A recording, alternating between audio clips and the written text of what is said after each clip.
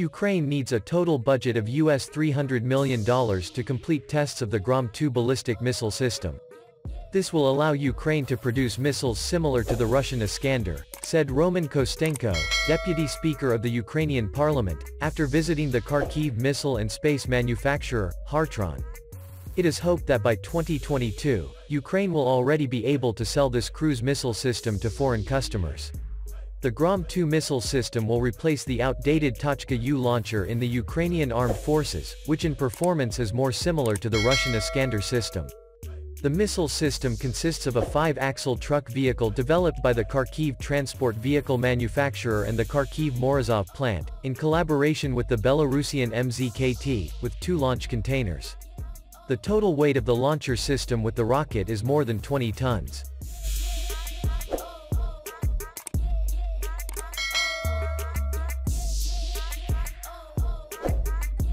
The container and missile launchers weigh 3.5 tons and are more than 7 meters long.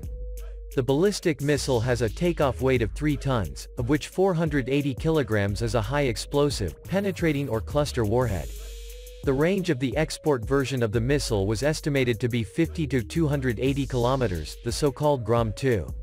The variant for the Ukrainian armed forces will have a range of 450 kilometers, and bear the name Sapsan, Peregrine Falcon in Ukrainian. The guidance system combines INS GPS positioning and optoelectric or radar target identification. The missile prototype and launch system are ready, but the lack of funding means that the Kharkiv missile industry company, Hartron, which works on the missile system, has constant problems getting the job done. The young engineers left the company and the staff's average age of about 50 survives.